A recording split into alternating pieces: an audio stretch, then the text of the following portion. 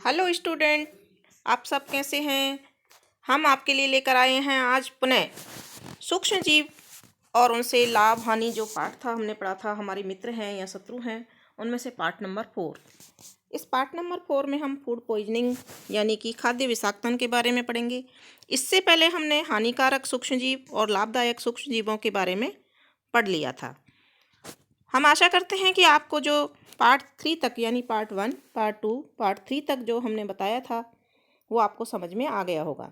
यदि आपको नहीं समझ में आया है किसी कारण से, तो आप पुनः उन वीडियो को देखें और समझें। अब शुरू करते हैं हम। फूड पॉइजनिंग क्या होती है। कल रात पिंकी अपने भाई के साथ एक पार्टी में गई। वहाँ उन्होंने केक, पिज्ज़ा, बर्गर, गोलगप्पे, कचौरी और बहुत तरह का खाना खाया। घर वापस आकर उसके भाई के पेट में बहुत तेज दर्द होने लगा और उसके साथ साथ उल्टी और दस्त भी होने लगी। तब उसके पिताजी भाई को अस्पताल ले गए, जहां डॉक्टर साहब ने बताया कि उसके भाई को फूड पॉइजनिंग या खाद्य विषाक्तन हो गई है। पिंकी कहने लगी, खाना तो हमें ऊर्जा देता है, तो यह विषाक्त कैसे हो सकता है। आज हम जानेंगे खाद्य विषाक्तन या फूड पॉइजनिंग क्या है।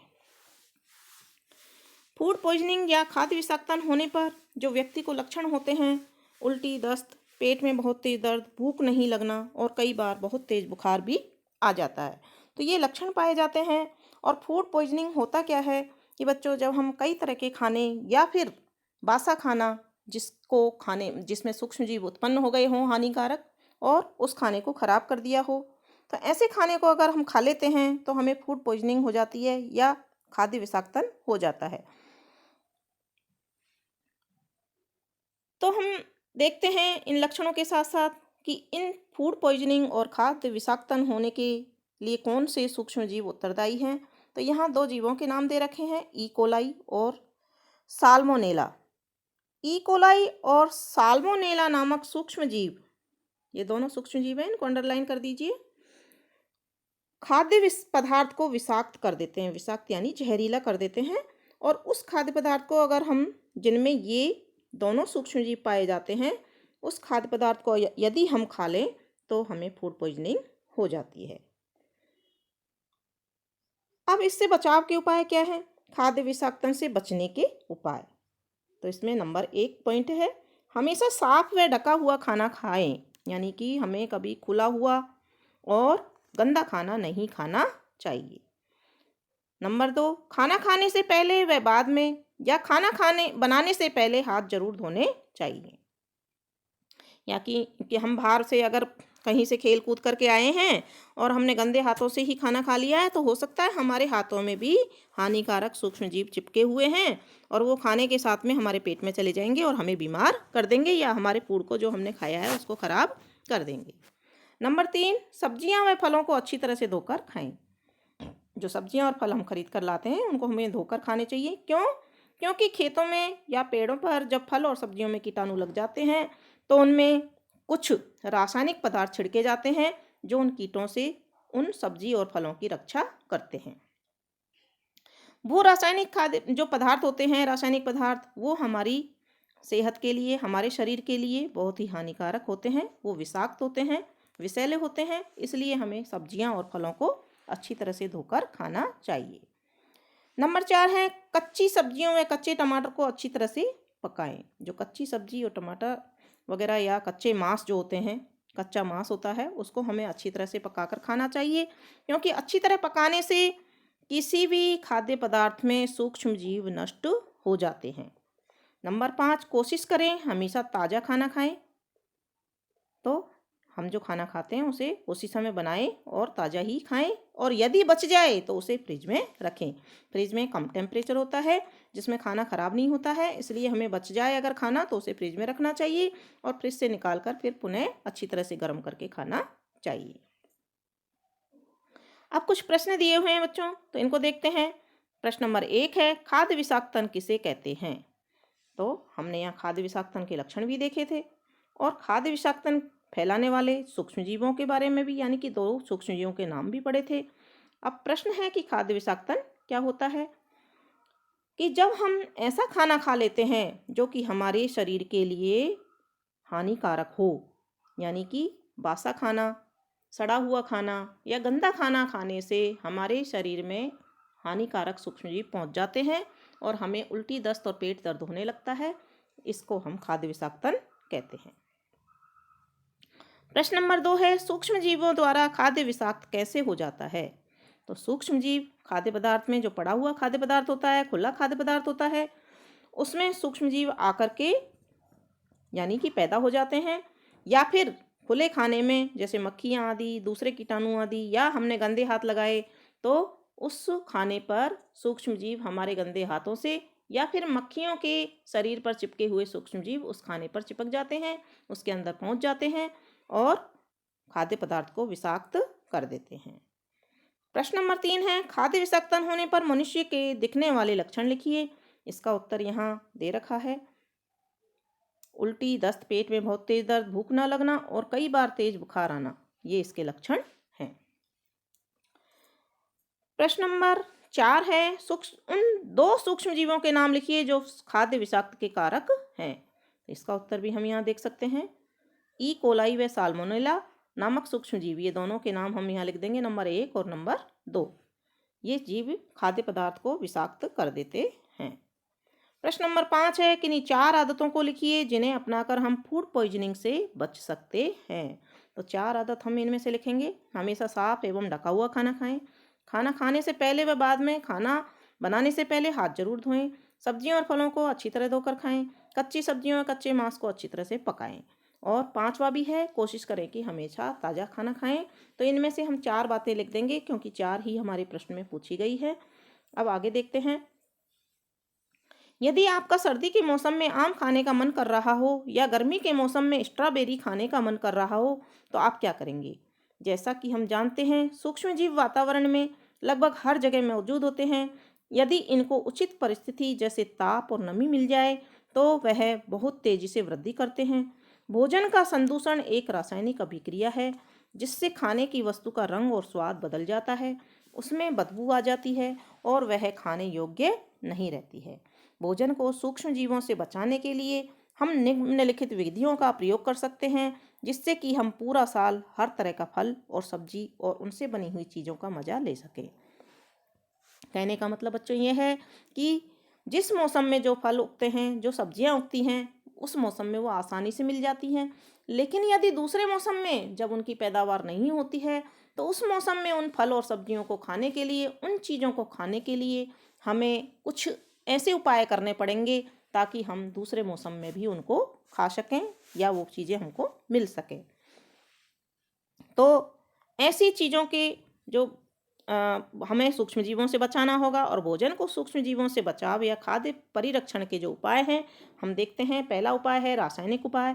जीवों और सूक्ष्मजीवों से बचाने के लिए कुछ रसायन मिला देते हैं जैसे कि सोडियम बेंजोएट और सोडियम मेटाबाइसल्फाइड, जिन्हें हम परिरक्षक कहते हैं। इनको मिलाने से चीज़ें खराब नहीं होती हैं। दूसरा है नमक द्वारा परिरक्षण। मांस, मछली, आम को सूखे नमक से ढक देते हैं जिससे कि सूक्ष्म जीवों की वृद्धि नहीं होती है। जो हमारा नमक होता है वो सूक्ष्म जीवों को दूर रखता है, इसलिए ऐसी चीज़ों को हम सूखे नमक से ढक देते हैं। तीसरा उपाय है चीनी द्वारा परिरक्षण। चीनी के प्रयोग से खाद्य पदार्थों की नमी में कमी आती है जो जीवाणुओं की वृद्धि को रोकती है। जैसे हम बहुत सी सारी चीज़ों में चीनी डाल के रख देते हैं तो वो चीज़ें खराब नहीं होती हैं। चौथा उपाय है तेल एवं सिरके के द्वारा। अचार, सब्जी, फल, मांस, मछलियों का परिरक्षण तेल व सिरके द्वारा करते हैं। सभी के घरों में अचार मिलता है, देखा होगा, तेल में डाला जाता है और तेल से वो अचार पूरे साल खराब नहीं होता है। अगला उपाय है गर्म एवं ठंडा करना। दूध को उबालते हैं जिससे अनेक सूक्ष्मजीव नष्ट हो जाते हैं उबालने से। इसी प्रकार भोजन को फ्रिज में रखते हैं क्योंकि कम ताप पर सूक्ष्मजीवों की वृद्धि नहीं होती है, यानी कि रोकता है कम तापमान जो होता है। अगला है पाश्चुरीकरण। दूध को 70 डिग्री सेंटीग्रेड पर 15 से 30 सेकंड के लिए गर्म करते हैं, फिर एकाएक ठंडा कर देते हैं और उसको थैलियों में भर देते हैं। ऐसा करने से सूक्ष्मजीव की वृद्धि रुक जाती है और इस प्रक्रिया को पाश्चुरीकरण कहते हैं, जिसकी खोज सबसे पहले लुई पाश्चर नामक वैज्ञानिक ने की थी। और पाश्चुरीकृत दूध को हम बिना उबाले भी इस्तेमाल कर सकते हैं क्योंकि वो पहले से ही कीटाणु रहित यानी कि सूक्ष्म जीवों से रहित होता है। अगला पॉइंट है भंडारण एवं पैकिंग। मेवे और सब्जियों को वायुरोधी सील किए गए पैकेट में रखा जाता है जिससे सूक्ष्म जीवों की सुरक्षा होती है। आप लोगों ने जैसे कुरकुरे और बहुत सारे मेवे जो आते हैं वो पैकेट में आते हैं और वायुरोधी होते हैं वो पैकेट। वायुरोधी यानी कि अंदर वायु बिल्कुल नहीं होती है जिससे सूक्ष्म जीव नहीं प्रवेश कर पाते या पैदा नहीं हो पाते हैं, तो उनसे उनकी रक्षा होती है। तो इस तरह से हमने ये उपाय पढ़े इतने सारे। अब देखते हैं निम्न प्रश्नों के उत्तर दो। प्रश्न नंबर 1 है किन्हीं 2 रासायनिक परिरक्षक पदार्थों के नाम लिखो। तो हमने यहाँ 2 परिरक्षक पदार्थ जो हैं वो देखे हैं और उनके नाम यहाँ पर हम लिख सकते हैं कि कौन कौन से वो पदार्थ हैं जिनसे। तो यहाँ देखते हैं हम, एक तो है सोडियम बेंजोएट और दूसरा है सोडियम मेटाबाइसल्फाइड। तो नंबर 1 और नंबर 2 डाल करके हम दोनों के नाम लिख देंगे। अगला प्रश्न नंबर 2 है खाद्य परिरक्षण के कोई 4 तरीके लिखिए। तो यहाँ पर इतने सारे तरीके हैं, इनमें से हम 4 तरीके लिखेंगे। रासायनिक उपाय, नमक द्वारा परिरक्षण, चीनी द्वारा परिरक्षण, तेल एवं सिरके के द्वारा परिरक्षण, गर्म और ठंडा करना और भंडारण एवं पैकिंग करना। तो इनमें से हम 4 उपाय कोई से भी इस प्रश्न के उत्तर में लिख सकते हैं। प्रश्न नंबर 3 है अचार में अधिक तेल व नमक क्यों डाला जाता है? क्योंकि तेल और नमक जो है वो परिरक्षण का कार्य करता है, तो इससे सूक्ष्म जीवों की वृद्धि नहीं होती है, उत्पन्न नहीं होते हैं, इसलिए खाद्य पदार्थों में तेल और नमक डाला जाता है।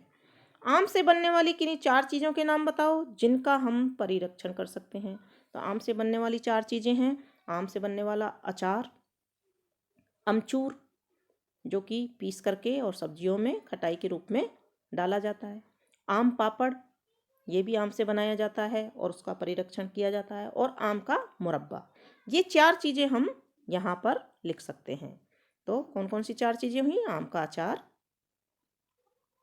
आम का मुरब्बा, आम पापड़ और अमचूर। ये 4 चीज़ें हम यहाँ लिख देंगे। अब है आगे, वायुमंडल में 78% नाइट्रोजन पाई जाती है जो सभी सजीवों के लिए बहुत आवश्यक होती है। नाइट्रोजन प्रोटीन, क्लोरोफिल, न्यूक्लिक अम्ल व विटामिन के यौगिकों का अहम या मुख्य अवयव है। नाइट्रोजन में क्या क्या होता है? प्रोटीन, क्लोरोफिल, न्यूक्लिक अम्ल और विटामिन के यौगिकों का मुख्य अवयव है, इसलिए नाइट्रोजन सभी सजीवों के लिए बहुत आवश्यक है। पौधे एवं जंतु वायुमंडलीय नाइट्रोजन का सीधा उपयोग नहीं कर सकते हैं। पौधे को नाइट्रोजन स्थिरीकरण क्रिया द्वारा नाइट्रोजन मिलती है। नाइट्रोजन स्थिरीकरण क्या होता है? वायुमंडलीय नाइट्रोजन का नाइट्रोजन के यौगिकों में बदलना जिन्हें पौधे आसानी से अवशोषित कर सकें, इस क्रिया को नाइट्रोजन स्थिरीकरण कहते हैं। फलीदार पौधे के वर्ग के पौधों की जड़ों में राइजोबियम नामक जीवाणु पाया जाता है जो नाइट्रोजन के स्थिरीकरण में सहायता करता है। तो ये जीवाणु का नाम है राइजोबियम। कभी कभी बिजली कड़कने पर भी नाइट्रोजन का स्थिरीकरण होता है। तो ये नाइट्रोजन स्थिरीकरण के उपाय हैं, कैसे कैसे नाइट्रोजन स्थिरीकरण होता है, किस प्रकार से होता है, आगे देखते हैं। आज हम नाइट्रोजन चक्र की सहायता से जानेंगे कि वायुमंडल में नाइट्रोजन की मात्रा कैसे स्थिर रहती है। तो यहाँ पर नाइट्रोजन चक्र भी दिया हुआ है बच्चों, हम देख सकते हैं। पहले हम पढ़ लेते हैं। मिट्टी में उपस्थित जीवाणु व नीले हरे शैवाल वायुमंडल की नाइट्रोजन को नाइट्रोजन के यौगिकों में बदल देते हैं। यह नाइट्रोजन यौगिक मिट्टी में चले जाते हैं। पौधे की जड़ों द्वारा यह नाइट्रोजन यौगिक पौधे के अन्य भाग तक चले जाते हैं, वहाँ पर उनसे प्रोटीन व अन्य यौगिक बनते हैं। जो भी जंतु इन पौधों को खाता है तो यह नाइट्रोजन पादप प्रोटीन या अन्य यौगिक के रूप में उन तक पहुँच जाती है। अगला पॉइंट है, पौधे तथा जंतुओं की मृत्यु के बाद मिट्टी में उपस्थित जीवाणु और कवक इनके नाइट्रोजन अपशिष्ट को नाइट्रोजन यौगिक में बदल देते हैं जो पौधों के द्वारा फिर से उपयोग में किए जाते हैं। यानी पौधे और जंतु जब मर जाते हैं तो मिट्टी में उपस्थित जीवाणु जो होते हैं उनके शरीर को या उस पौधे को गला करके उसको नष्ट कर देते हैं और नाइट्रोजन अपशिष्ट को नाइट्रोजन यौगिकों में बदल देते हैं जो कि पौधों के द्वारा पुनः उपयोग में लिए जा सकते हैं। कुछ विशेष जीवाणु नाइट्रोजन यौगिकों को नाइट्रोजन गैस में बदल देते हैं जो वायुमंडल में चली जाती है। इस तरह से वायुमंडल में नाइट्रोजन की मात्रा लगभग स्थिर रहती है। इसको हमने इन पॉइंटों के द्वारा जाना है। अब हम इसमें देखेंगे कि नाइट्रोजन चक्र क्या है, इसमें दिया हुआ है, इसको हम देखते हैं। यहाँ पर देख सकते हैं आप, जो पॉइंट हमने यहाँ पढ़े हैं उसी तरह के पॉइंट यहाँ दे रखे हैं। इसमें थोड़ा सा धुंधला है, दिखाई नहीं दे रहा है, लेकिन जो बातें हमने यहाँ पढ़ी हैं वो ही बातें इस नाइट्रोजन चक्र में दी हुई। अब है कुछ प्रश्न दिए हुए हैं, निम्न प्रश्नों के उत्तर दीजिए। सेम और मटर फलीदार पौधों की जड़ों में कौन सा जीवाणु पाया जाता है? तो अभी हमने पढ़ा था राइजोबियम नामक जीवाणु पाया जाता है, तो यहाँ हम राइजोबियम नामक जीवाणु का नाम लिख देंगे। प्रश्न नंबर 2 है, नाइट्रोजन का स्थिरीकरण किन किन विधियों द्वारा होता है? तो यहाँ स्थिरीकरण की विधियां हैं। फलीदार पौधों के वर्ग के पौधों की जड़ों में राइजोबियम नामक जीवाणु पाया जाता है जो नाइट्रोजन के स्थिरीकरण में सहायता करता है, और कभी कभी बिजली कड़कने से भी नाइट्रोजन का स्थिरीकरण होता है। और वायुमंडलीय नाइट्रोजन का नाइट्रोजन यौगिकों में बदलना, ये भी नाइट्रोजन स्थिरीकरण कहलाता है। तो इस तरह से इसका उत्तर हो जाएगा। प्रश्न नंबर 3 है, सभी प्राणियों के लिए नाइट्रोजन क्यों आवश्यक है? तो यहाँ हमने देखा था कि नाइट्रोजन में क्या क्या चीज़ें पाई जाती हैं। नाइट्रोजन प्रोटीन, क्लोरोफिल, न्यूक्लिक अम्ल एवं विटामिन के यौगिकों का अहम मुख्य अवयव है, इसलिए नाइट्रोजन जीव जंतुओं और पौधों के लिए अत्यंत आवश्यक है, सभी प्राणियों के लिए आवश्यक है। प्रश्न नंबर 4 है, वायुमंडल में नाइट्रोजन की मात्रा कैसे स्थिर रहती है? चक्र बनाकर स्पष्ट कीजिए। तो नाइट्रोजन चक्र तो हम यहाँ बना देंगे और स्पष्ट करना है हमको। तो हम यहाँ से जो पॉइंट हैं ये दे रखे हैं, मिट्टी में उपस्थित जीवाणु, नीले हरे शैवाल वायुमंडल की नाइट्रोजन को नाइट्रोजन यौगिकों में बदल देते हैं, ये नाइट्रोजन यौगिक मिट्टी में चले जाते हैं। पौधों की जड़ों द्वारा नाइट्रोजन यौगिक पौधे के अन्य भागों में चले जाते हैं और उनसे प्रोटीन और अन्य यौगिक बनते हैं। जो भी जंतु इन पौधों को खाता है, नाइट्रोजन प्रायः प्रोटीन व अन्य यौगिक के रूप में उन तक पहुँच जाती है, और इनकी मृत्यु होने पर ये मिट्टी में उपस्थित जीवाणु और कवक नाइट्रोजन अपशिष्ट को नाइट्रोजन यौगिक में पुनः बदल देते हैं। तो यहाँ से नाइट्रोजन यौगिक से शुरू हुआ था और वापस नाइट्रोजन यौगिक बन गए। इस तरह से यह नाइट्रोजन चक्र प्रकृति में चलता रहता है। कुछ विशेष जीवाणु होते हैं जो नाइट्रोजन यौगिकों को नाइट्रोजन गैस में बदल देते हैं, जो वापस वायुमंडल में चली जाती है। इसी तरह से वायुमंडल में नाइट्रोजन की मात्रा लगभग स्थिर रहती है। तो इस तरह से ये प्रश्न नंबर 4 का उत्तर हो गया, और इसी के साथ में ही आपका सूक्ष्म जीव मित्र एवं शत्रु वाला टॉपिक कंप्लीट होता है। तो इस पार्ट 3 में आपने जो नाइट्रोजन चक्र के बारे में जाना है, इसके अलावा फूड पॉइजनिंग यानी कि खाद्य विषाक्तता के बारे में जाना है। यह आपको अच्छी तरह से समझ में आ गया होगा। भोजन को सूक्ष्म जीवों से कैसे बचाया जा सकता है, ये भी बात आपके समझ में आ गई होगी। तो बच्चों, आगे के अन्य टॉपिक देखने के लिए जुड़े रहिए हमारे चैनल से, और समझने के लिए इन वीडियोज़ को आप पुनः देख सकते हैं, पॉज करके समझ सकते हैं, और आगे की वीडियो देखने के लिए हमारे चैनल को सब्सक्राइब कीजिए, अपने दोस्तों के साथ शेयर कीजिए। वीडियो को पूरा देखने के लिए बहुत बहुत धन्यवाद।